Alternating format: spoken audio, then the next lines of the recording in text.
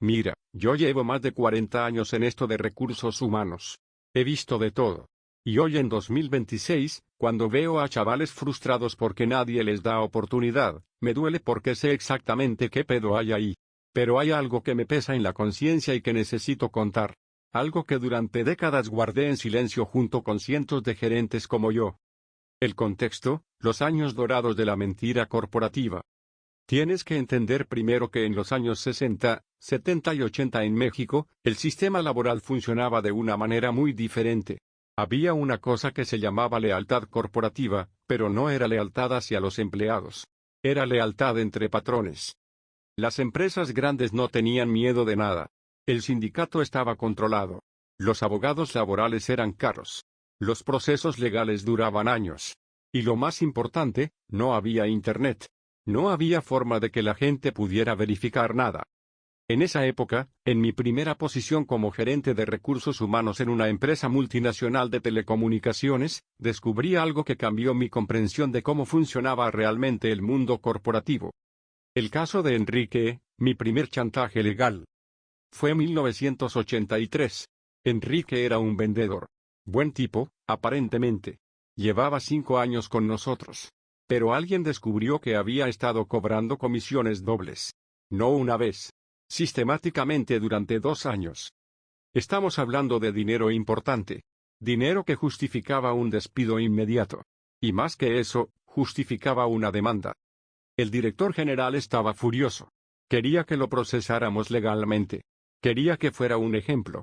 Quería que todos supieran que en esta empresa, si robas, irás a la cárcel. Pero entonces me senté con mi jefe, que era un tipo muy inteligente, debo admitirlo, y me dijo algo que cambió mi carrera para siempre. Mira, podemos hacer esto de la manera difícil. Liquidamos, demandamos, vamos a juicio. Pero eso significa que Enrique va a necesitar un abogado. Ese abogado va a descubrir que nosotros no tenemos un sistema de auditoría claro. Que nosotros no teníamos supervisión adecuada. Que probablemente otros vendedores están haciendo lo mismo y simplemente no nos dimos cuenta. Y cuando todo eso salga a la luz en el juzgado, no solo Enrique va a estar en problemas. Nosotros también. Y probablemente perderemos el caso porque nuestros procesos estaban tan mal que fue culpa nuestra que esto pasara. O podemos ser inteligentes. Hacemos una propuesta diferente. Entonces me explicó el sistema.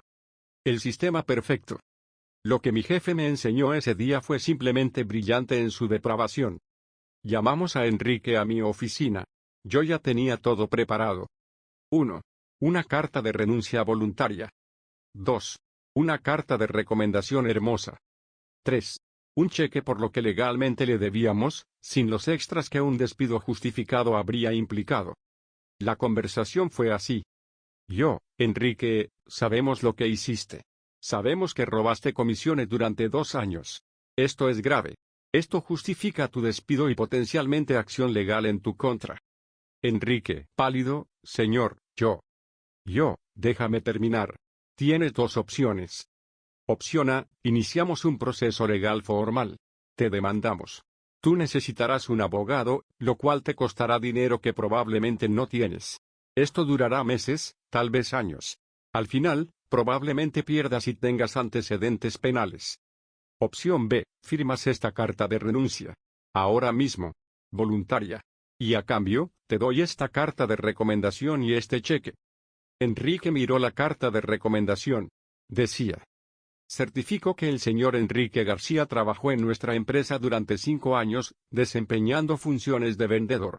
Se caracterizó por su responsabilidad, compromiso con la empresa y excelentes relaciones interpersonales. Lo recomendamos ampliamente para futuras posiciones. Enrique, pero esto no dice nada de... ¿de qué? No. Dice la verdad. Trabajaste 5 años. Fueron responsabilidades. Fuiste comprometido. Y tenías buenas relaciones. Todo eso es verdad. Lo demás, bueno, eso es asunto tuyo explicárselo a quien sea. Y así, en 15 minutos, desaparecimos un problema que hubiera tomado años resolver legalmente. Pero aquí viene lo perverso, el viaje de Enrique. Enrique salió de mi oficina con una carta de recomendación perfecta. Perfecto. Y fue a trabajar a otra empresa. 6 meses después, recibí una llamada de su nuevo jefe. Eran los 80, así que se comunicaban por teléfono. Hola, llamaba por Enrique García. Trabajó con ustedes hace poco. ¿Cómo fue? Aquí viene la parte donde la maldad se vuelve un arte. Yo no podía mentir descaradamente. La carta de recomendación estaba ahí. Yo la había firmado. Así que dije. Así, Enrique. Buena gente. Fue vendedor con nosotros durante 5 años. Como dice la carta, fue responsable. ¿Notaste lo que hice? Reafirmé la carta de recomendación. No mencioné el robo. Pero tampoco mentí. Técnicamente, todo lo que dije estaba en la carta. Pero sabía perfectamente lo que estaba pasando, estaba dejando que otra empresa contratara a alguien que acababa de estafar a mi compañía, sin que ellos lo supieran. ¿Y por qué? Porque era su problema ahora, no el mío. El segundo acto, el patrón se repite. Enrique trabajó 6 meses en esa otra empresa. Exactamente 6 meses. Luego lo atraparon haciendo exactamente lo mismo, cobrando comisiones dobles. ¿Y saben qué hizo su nuevo gerente de HR? Exactamente lo que yo hice. Le pidió que firmara su renuncia. Le dio una carta de recomendación bonita. Y lo dejó ir. Cuando Enrique llegó a su tercer trabajo, ya había una pauta. Pero nadie lo sabía porque cada empresa estaba mintiendo por su cuenta. Enrique eventualmente terminó en trabajos menores. Cada vez más frustrado. Cada vez más amargado. Porque en su cabeza, él tenía 4 cartas de recomendación hermosas que decían que era maravilloso. Pero por alguna razón misteriosa, nunca podía mantener un trabajo. Yo supe después, por coincidencia, que Enrique murió en 2005. Trabajaba en una gasolinera. Tenía depresión. Su familia dijo que nunca entendió por qué le fue tan mal en la vida si él era buena gente. Yo sé exactamente por qué le fue mal. Las variaciones del sistema. Pero Enrique no fue el único caso. Oh no. Una vez que descubrí cómo funcionaba este sistema, empecé a verlo por todas partes. Y lo que es peor, empecé a ser experto en ello. Caso 2, el incompetente permanente, 1987. Tomás era ingeniero. Tenía el título. Tenía la cédula profesional. Tenía todo en papeles. Lo que no tenía era competencia real. Fue traído por conexiones políticas. Su papá conocía al director general. Así que fue contratado. Pero desde el primer día, fue un desastre. No entendía especificaciones técnicas. No podía tomar decisiones. Paralizaba los proyectos. Después de un año de frustración, lo llamé a mi oficina. Tomás, esto no está funcionando. Tus reportes son malos. Tus compañeros se están quejando. Los proyectos están retrasados. Tomás, señor, yo estoy haciendo mi mejor esfuerzo. Lo sé. Pero tu mejor esfuerzo no es suficiente para este puesto. Así que vamos a hacer algo. Te voy a presentar una propuesta que es mejor de lo que mereces, honestamente. Y le ofrecí lo mismo, carta de renuncia, carta de recomendación. Pero en este caso, hubo una variación. Como Tomás era conectado políticamente, y no quería problemas, le ofrecí dinero extra. Suficiente para que se fuera contento. Tomás se fue. Consiguió otro trabajo en una empresa competidora, usando mi carta de recomendación. Mismo patrón. 1 año. Desastre.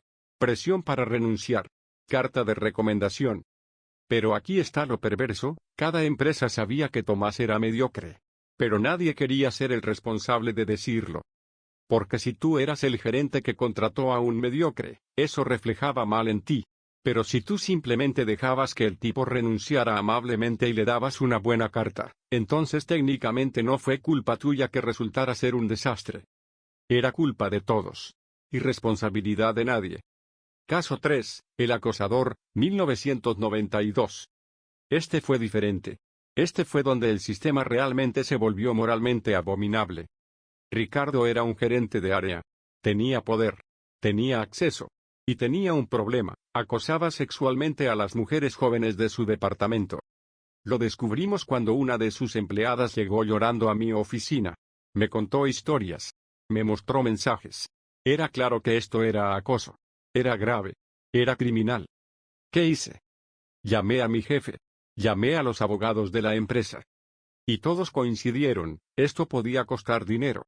Mucho dinero. Si lo denunciábamos criminalmente, iba a ser un escándalo. Iba a salir en los periódicos.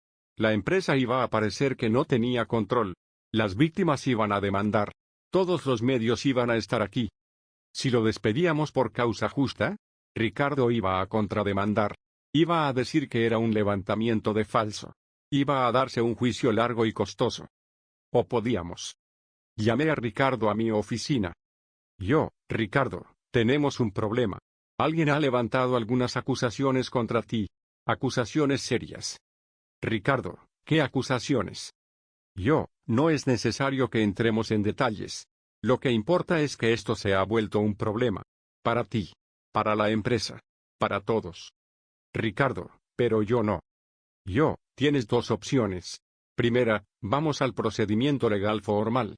Se abre una investigación. Tú necesitarás un abogado. Esto va a tomar tiempo. Probablemente salga a la luz. Tu familia sabrá.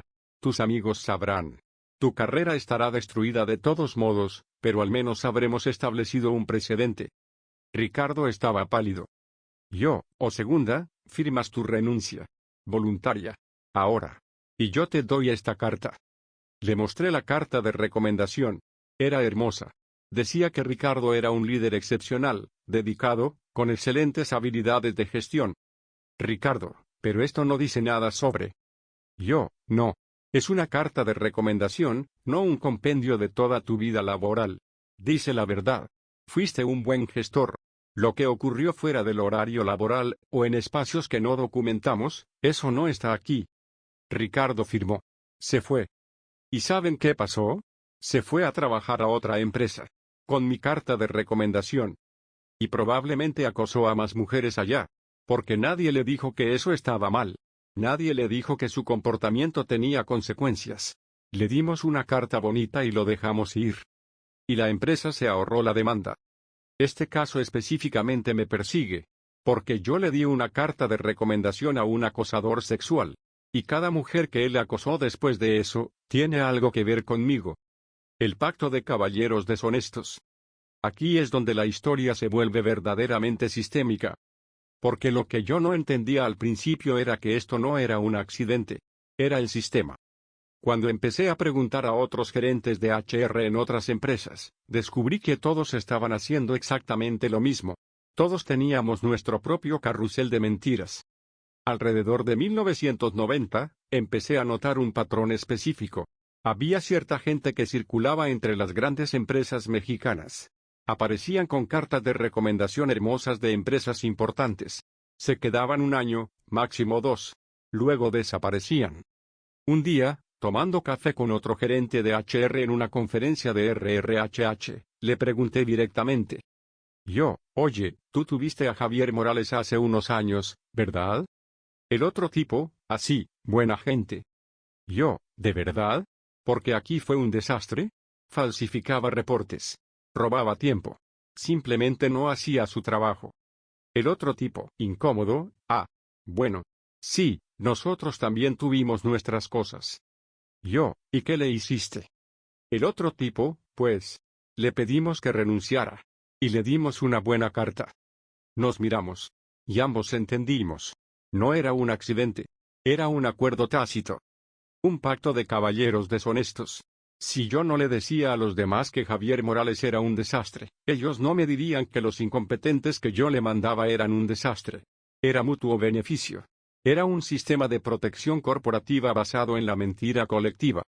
La genialidad perversa, los beneficiarios. Y aquí viene lo que realmente debería enfurecer a la gente. Mientras que trabajadores como Enrique, Tomás y sus víctimas, como la mujer que fue acosada, pagaban las consecuencias, los que se beneficiaban del sistema éramos nosotros. Los gerentes de hora. ¿Por qué? Porque 1.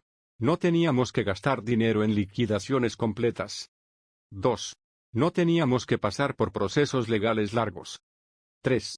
No teníamos que admitir que habíamos hecho malas contrataciones. 4.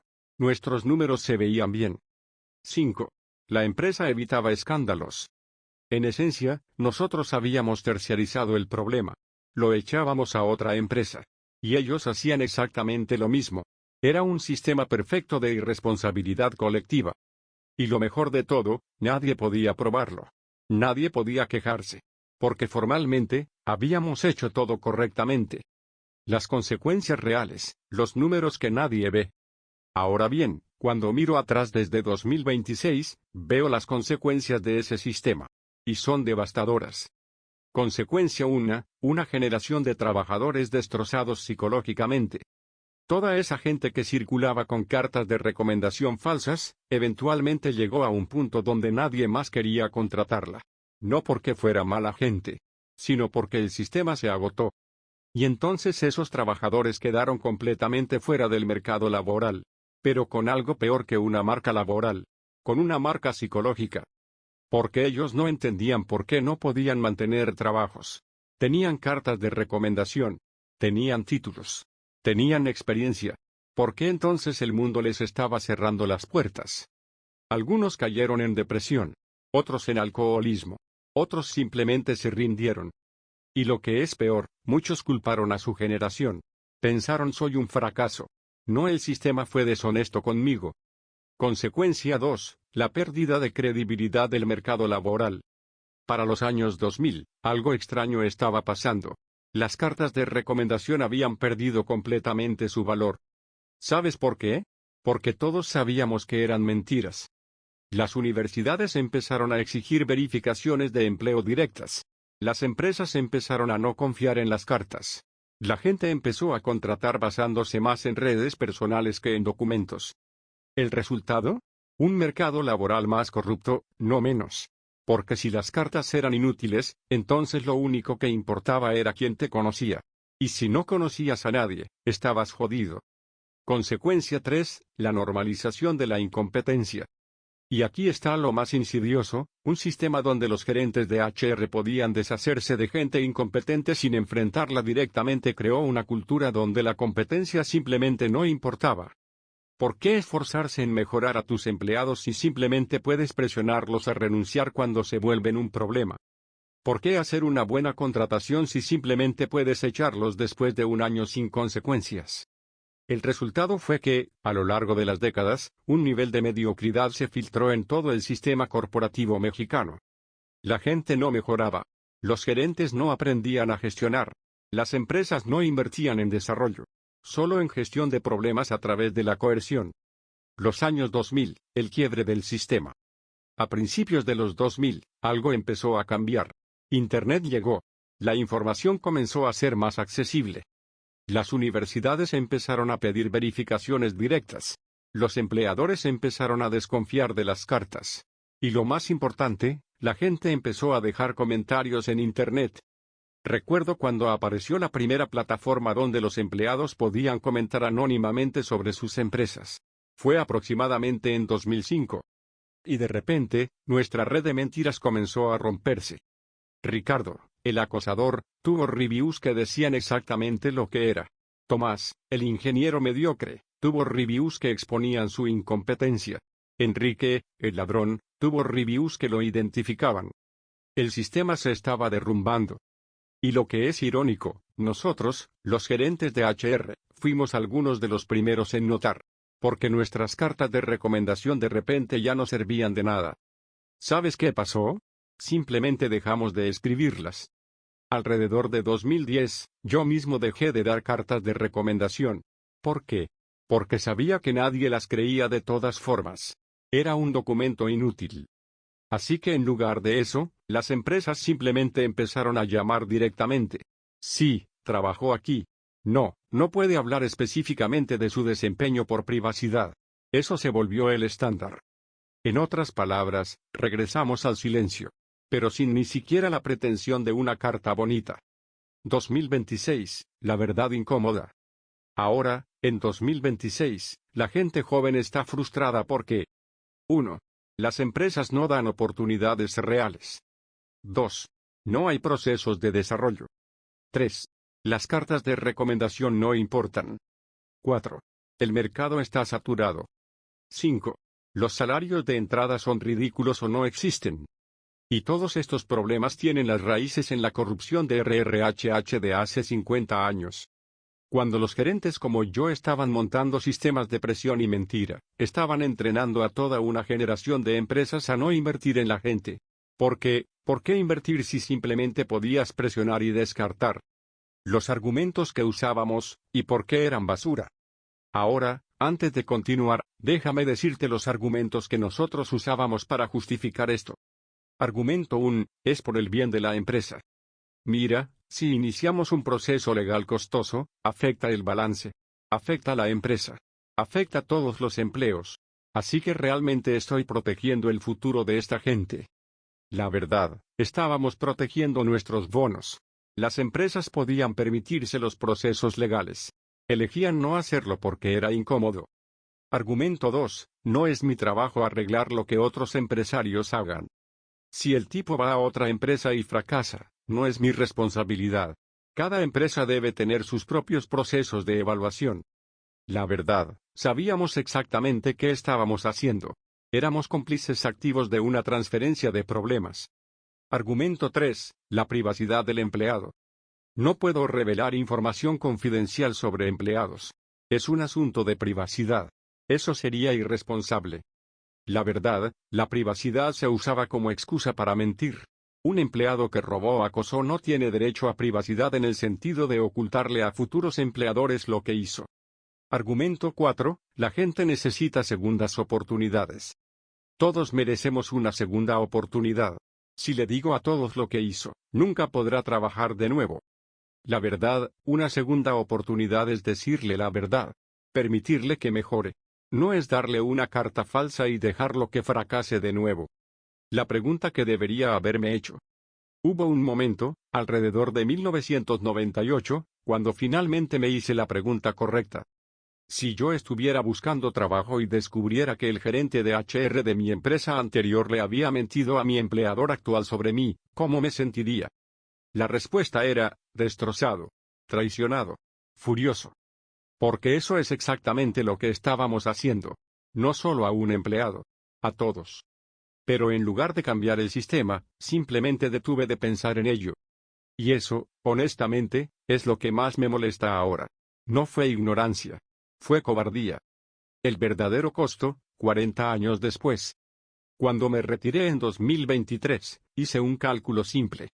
Durante mis 40 años en RRHH, participé directamente en aproximadamente 300.400 casos donde presioné a alguien a renunciar, le di una carta falsa, o ambas cosas. Si cada una de esas personas luego afectó a, digamos, 5 personas más en sus siguientes empleos, bien sea trabajadores, empleadores, o clientes, estamos hablando de 1.500 a 2.000 puntos de contacto donde yo fui responsable de propagar mentira corporativa. Y sé cuánta gente sé que fue acosada, robada, o traumatizada en el camino. Ni idea. Porque nadie me lo contó. Porque el sistema estaba diseñado específicamente para asegurar que yo nunca me enterara. La complicidad del silencio. Lo que realmente quiero que entiendas es esto. El sistema no fue corrupto porque los individuos fueran malvados. Fue corrupto porque todos participábamos en él. Y nadie hablaba. Los gerentes de HR de empresa sabían que empresa B estaba haciendo lo mismo.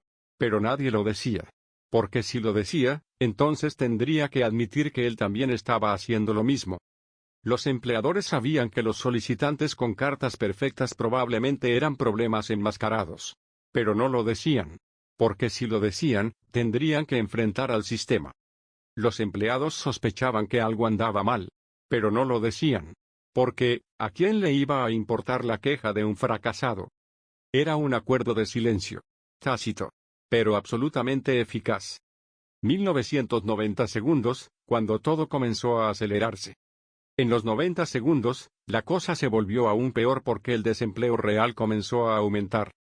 Cuando hay mucho desempleo, de repente el sistema se vuelve extremadamente poderoso. Porque la gente tiene miedo. Recuerdo reuniones donde decíamos, bueno, podemos presionar a este tipo para que renuncie porque hay otros 100 esperando su posición. La dinámica del poder cambió completamente. De repente, los empleadores no necesitaban justificar nada. Solo necesitaban que la gente tuviera miedo de quedar desempleada. Y lo hacían mediante la amenaza de la carta de recomendación negativa. Si no firmas tu renuncia, vamos a tener que lidiar con esto legalmente. Y probablemente tu próximo empleador va a oír que fuiste un problema. Extorsión. Pura y simple. Pero no se veía así porque estaba envuelto en lenguaje corporativo profesional. El giro perverso, cuando la gente empezó a merecerlo. Alrededor de 1995, algo psicológico cambió en la cultura corporativa. Los gerentes de HR comenzaron a justificar el sistema no solo como práctico, sino como moralmente correcto. La narrativa se volvió: los buenos empleados se quedan. Los malos empleados se van. Si se van, es porque no eran lo suficientemente buenos. Eso es completamente falso. La gente no se va porque no sea lo suficientemente buena. Se va porque fueron presionados. El sistema era disfuncional. Sus gerentes no sabían cómo gestionar. La empresa no quiso invertir en desarrollo. La competencia corporativa interna los destruyó. Pero si crees que los malos simplemente se van, entonces puedes dormir por la noche porque estás creyendo que el sistema es justo. Yo usé esa justificación durante 15 años. El ciclo completo, del miedo a la resignación. A lo largo de 40 años, vi exactamente cómo evolucionaba psicológicamente un trabajador una vez que entraba en este sistema. Año 1, entusiasmo. El trabajador está emocionado. Quiere aprender. Quiere crecer. Año 2, primeras señales. Algo anda mal. Pero el trabajador piensa: es culpa mía. Necesito mejorar. Año 3, presión. Se da cuenta de que está siendo apartado. O sus reportes son ignorados. O su gerente nunca lo apoya. El trabajador comienza a estresarse. Año 4, crisis. Una reunión en la oficina del gerente. Las cosas no están funcionando. El trabajador se da cuenta de que podría ser despedido. Y le ofrecen la oportunidad de renunciar voluntariamente. Año 5, en la siguiente empresa, paranoia. Ahora el trabajador desconfía de todos. Tiene la mentalidad de víctima. Porque fue tratado injustamente en su último trabajo. Año 6, en la siguiente empresa, mismo ciclo. Porque la siguiente empresa es exactamente igual. Año 10, depresión crónica. El trabajador ha estado en 5 empresas diferentes. Tiene 5 cartas de recomendación hermosas. Pero se siente un fracaso. Su autoestima está destrozada. Toma alcohol. Su matrimonio se desmorona. Yo he visto este ciclo cientos de veces. Y lo siento que pasara porque sabía exactamente dónde iba a terminar. El caso especial, los que realmente eran buenos. Lo que es especialmente doloroso es que habían trabajadores realmente buenos que fueron atrapados en este sistema. Gente que simplemente tenía la mala suerte de trabajar para un gerente incompetente, o una empresa disfuncional. Recuerdo a una joven mujer, Patricia, que era excelente, administrativo, organizada, inteligente, pero su gerente era un idiota que la acosaba constantemente. Le daba crédito a otros por su trabajo. Eventualmente, Patricia llegó a mis oficinas. Estaba destrozada. Quería que interviniéramos. ¿Y sabes qué hice? Nada. ¿Por qué? Porque no quería meterme en asuntos interpersonales entre gerentes y empleados. Lo que debería haber hecho es investigar al gerente, documentar el acoso, remover al gerente y apoyar a Patricia. Pero eso habría significado admitir que nosotros, los de RRHH, habíamos fallado en detectar un mal gerente en primer lugar. Así que dejamos que Patricia se fuera. Y le dimos una carta de recomendación bonita. Patricia fue a otra empresa, donde probablemente pasó exactamente lo mismo porque en una empresa disfuncional, la disfunción está en todas partes. Y la próxima empresa donde trabajó, probablemente contrató a otro mal gerente. El sistema perpetuaba la disfunción porque no estábamos arreglando el problema raíz. Simplemente estábamos moviendo piezas alrededor del tablero. La economía de la mentira. Ahora, cuando digo que esto fue brillante en su depravación, quiero ser específico sobre cómo fue que esto fue económicamente racional para las empresas. Digamos que tienes a un empleado que cuesta $50,000 al año en salario. Opción A, despedirlo justificadamente. Salario de 3 meses en liquidación, $12,500. Abogados y proceso legal, $10,000 $50,000. Tiempo del gerente para documentar problemas, 40,100 horas. Riesgo de demanda contra ataque, $50,000 más. Tiempo ejecutivo involucrado. Total, $70,000 $150,000 más. Opción B, presionar a renunciar y dar buena carta. Presión psicológica, $0. Buena carta de recomendación, $0. Costo total al empleador, básicamente $0. Total, casi nada.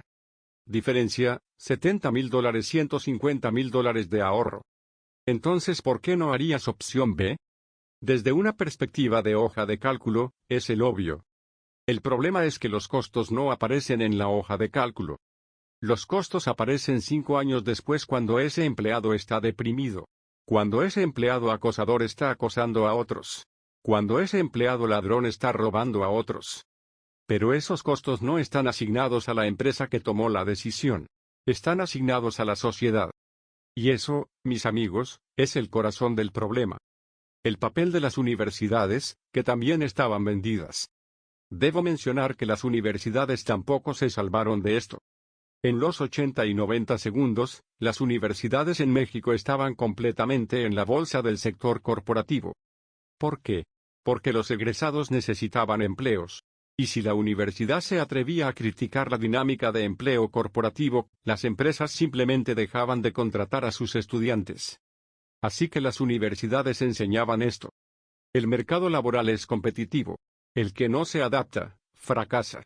Si pierdes tu trabajo, es porque no fuiste lo suficientemente bueno. No enseñaban, es posible que estés en un sistema corrupto que está diseñado para explotarte. Como resultado, los estudiantes salían con la mentalidad completamente equivocada. Creían que toda culpa por fracaso laboral era suya. Y eso fue criminalmente injusto. La complicidad intergeneracional. Lo que me asusta ahora es que descubrí que esto no solo afectaba a una generación. Porque estos trabajadores destrozados eventualmente tuvieron hijos. E hijos de esos hijos. ¿Y qué lección pasaron a sus hijos? El mundo laboral es injusto. No importa cuánto trabajes, no importa cuán bueno seas, siempre van a encontrar una manera de sacarte. Nunca confíes en las promesas de la empresa. Nunca inversiones demasiado en un solo trabajo. ¿Sabes cuál es el resultado? Una generación completa de trabajadores que no cree en nada, que no se integra, que se vuelve nómada laboral por necesidad, no por elección. Y luego, cuando esos trabajadores jóvenes ven a su papá o mamá pasar por el ciclo de rechazo laboral una y otra vez, piensan, ¿por qué debo esforzarme si de todas formas no funciona? Es un ciclo de resignación que fue creado por el sistema de RRHH corrupto de los años 80 y 90. 2000 segundos, la automatización del rechazo. En los 2000 segundos, algo cambió. Las empresas descubrieron que podían automatizar el proceso de rechazo. En lugar de presionar a las personas a renunciar, simplemente contrataban con contratos a término indefinido pero renovables. No renovaban cuando querían. O usaban downsizing y restructuring para despedir a grupos completos. De repente, no necesitaban ni la pretensión de una carta de recomendación. Simplemente despedían masivamente y decían es economía, no es personal. Lo que sucedió fue que el sistema se volvió menos transparente, no más. Porque al menos con la carta falsa, los empleados podían tomar la carta e intentar conseguir otro trabajo. Pero cuando simplemente te despedían sin explicación como parte de un downsizing, no tenías ni eso. La verdadera crisis que nadie habla. En 2026, cuando vemos que no hay trabajos de entrada, nadie menciona esto. Las empresas simplemente dejaron de invertir en juniors. ¿Por qué? Porque los procesos de RRHH corruptos de los años pasados los entrenaron a pensar que los juniors son desechables. ¿Por qué voy a invertir 2 años en entrenar a alguien junior si en 2 años puedo presionar a renunciar y contratar a alguien más? El cálculo económico decía, no inviertas. Rota. Y así, el mercado laboral se convirtió en un casino donde toda la gente es reemplazable. Lo que no contaron es que eventualmente se acaba el reemplazo. La gente se quema. O se rehúsa a trabajar. O emigra. Y ahora, en 2026, tenemos una crisis de falta de talento. Pero no es porque los jóvenes no quieran trabajar. Es porque las empresas pasaron 40 años enviando el mensaje, no vale la pena invertir en ti. El argumento de la competencia desleal, que es una mentira. Recuerdo que los gerentes de HR solían decir, nosotros no podemos responsabilizarnos por lo que otras empresas hagan. Si otra empresa contrata a un tipo defectuoso, es problema de ellos, no nuestro. Esta es una mentira. Porque sabían exactamente lo que estaban haciendo. Sabían que se estaban pasando problemas mutuamente. Sabían que era un sistema. Pero lo llamaban competencia desleal si alguien se atrevía a decir la verdad sobre alguien. Oh, ¿eso es difamación? ¿Eso es entre competencia? No. Eso es honestidad. Lo que realmente era competencia desleal era que todos estuviéramos mintiendo juntos, creando un cartel de silencio que favorecía a los deshonestos y castigaba a los honestos. Si tú eras una empresa que realmente querías investigar y contratar bien, estabas en desventaja.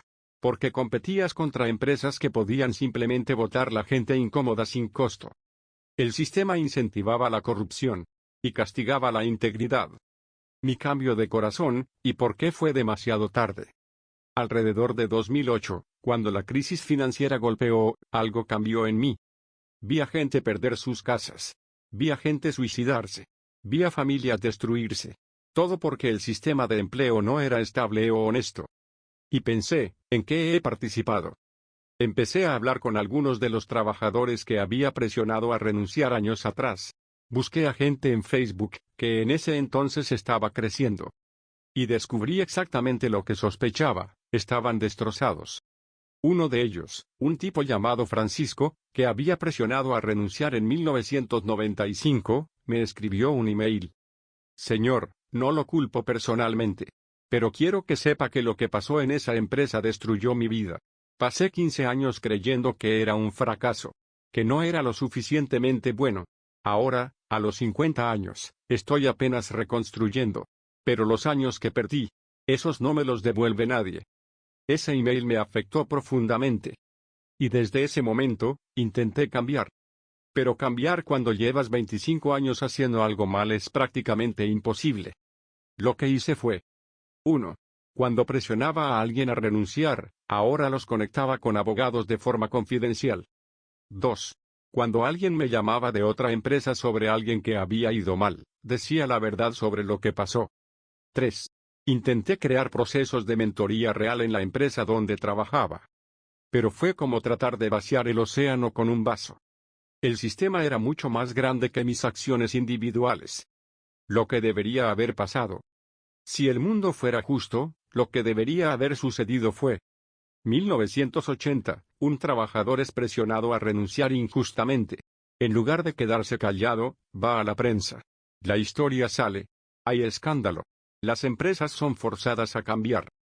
1985, se crean leyes que protegen a trabajadores de presión injusta. Se establecen precedentes legales. 1990, el sistema ha cambiado. Las cartas de recomendación son obligatoriamente verificadas. El que da una carta falsa va a la cárcel. 2000, el mercado laboral es mucho más honesto. Las personas saben exactamente por qué no consiguieron un trabajo. Pueden mejorar. Las empresas invierten en desarrollo porque saben que la gente se va a quedar. Pero eso no pasó. ¿Por qué? Porque nadie habló. Porque los que sufrieron estaban demasiado avergonzados para hablar. Porque los que participaron estaban demasiado cómodos para cambiar. Porque los políticos no lo veían como prioridad. Y entonces el sistema simplemente continuó rodando, moliendo a gente, hasta que un día simplemente se rompió. 2026, el sistema roto. Y aquí estamos en 2026. Con un sistema laboral completamente roto. Las cartas de recomendación ya no existen. Las empresas no confían en nada. Los trabajadores no se comprometen con nada. Y nadie es feliz. Lo que vemos ahora es el resultado de 40 años de deshonestidad. Falta de lealtad mutua. Desconfianza institucional. Trabajadores nómadas porque no creen en la estabilidad. Empresas que no creen que valga la pena invertir en gente. Una sociedad que se pregunta por qué todo se siente tan frágil. Y la raíz de todo esto fue el sistema de mentiras que montamos los gerentes de ahora. La cosa que realmente me arrepiento. Cuando pienso en todas las cosas de las que me arrepiento en mi carrera, la cosa más profunda es esto. Nunca entendí realmente lo que estaba pasando hasta que fue demasiado tarde para cambiar las cosas. Entendí los detalles. Entendí los casos individuales. Pero no vi el cuadro completo hasta años después. El cuadro completo es, Creamos un sistema de corrupción institucional que afectó la vida de miles de personas durante décadas. Y lo hicimos en nombre de eficiencia y practicidad y proteger a la empresa. Cuando en realidad estábamos creando el mundo que ahora odiamos ver en 2026. Lo que desearía haber hecho. Desearía haber sido valiente. Desearía haber sido uno de los primeros gerentes de HR que dijera: no, no voy a hacer esto. No voy a presionar a la gente a renunciar. No voy a dar cartas falsas. Voy a despedir a gente cuando sea necesario, pero voy a hacerlo honestamente. Voy a decir la verdad sobre por qué. Y si eso significa que la empresa tiene que gastar dinero en procesos legales adecuados, que así sea. Si hubiera hecho eso, probablemente habría sido despedido. Probablemente habría sido marcado como problemático en la industria de RRHH. Pero habría dormido mejor. Y quién sabe, si hubiera hablado, tal vez otros gerentes habrían tenido el valor de hacer lo mismo. Tal vez habríamos cambiado el sistema desde adentro. Pero no fui valiente. Fui cómodo. Y eso es lo que más me duele. El mensaje para los jóvenes de hoy. Si hay algo que quiero que entienda la gente joven de 2026, es esto. Si te dijeron que eres un fracaso laboral, probablemente no es verdad. Probablemente estuviste en un sistema disfuncional. Probablemente trabajaste para gente que no sabía cómo gestionar. Probablemente estuviste en una empresa donde no valía la pena invertir en ti porque estaban demasiado ocupados en sacarte de la nómina. Eso no significa que seas un fracaso. Significa que el sistema fue injusto contigo. Y si hay algo que pueda hacer en mis últimos años es finalmente decir la verdad sobre eso. El costo de la honestidad tardía. Pero debo ser honesto contigo, esta confesión no ayuda a nadie. Los trabajadores que fueron dañados hace 40 años no van a volver el tiempo atrás. Las empresas no van a reconstituirse. La confianza que fue destruida no va a volver. Estoy aquí, a los 70 años, diciendo, oh, por cierto, todo lo que hicimos fue corrupto. ¿Y qué? ¿Eso cambia algo? No. Solamente me alivia la conciencia. Lo que realmente debería haber pasado es que hablara en 1995. O en 1985. Cuando había tiempo de cambiar las cosas. Pero fui un cobarde por 40 años. Y ahora que hablo, es demasiado tarde. Conclusión, el legado de la deshonestidad. Así que aquí estamos en 2026. Con una generación de trabajadores que no confían en nada. Una clase de empresarios que piensa que la gente es desechable. Y un sistema laboral que está completamente roto. Y todo porque gente como yo, durante 40 años, eligió confort sobre honestidad. Elegimos cartas falsas sobre la verdad. Elegimos evitar conflictos sobre enfrentar problemas. Elegimos eficiencia sobre integridad. Y pagamos un precio muy alto. Todos. Lo último que quiero decir es esto: si estás en RRHH ahora, en 2026, no cometas el mismo error que yo cometí. Sé honesto. Aunque cueste. Aunque sea incómodo. Aunque afecte tus números. Porque al final, la honestidad es la única cosa que sobrevive. Las cartas falsas se desmoronen. Los sistemas corruptos se colapsan. Las mentiras eventualmente salen a la luz. Pero la honestidad permanece. Y cuando miras atrás, en una vida, lo único que queda es lo que hiciste bien. Lo que hiciste honestamente. El resto, eventualmente, desaparece. Y eso, mis amigos, es mi confesión. 40 años tarde. 40 años demasiado tarde.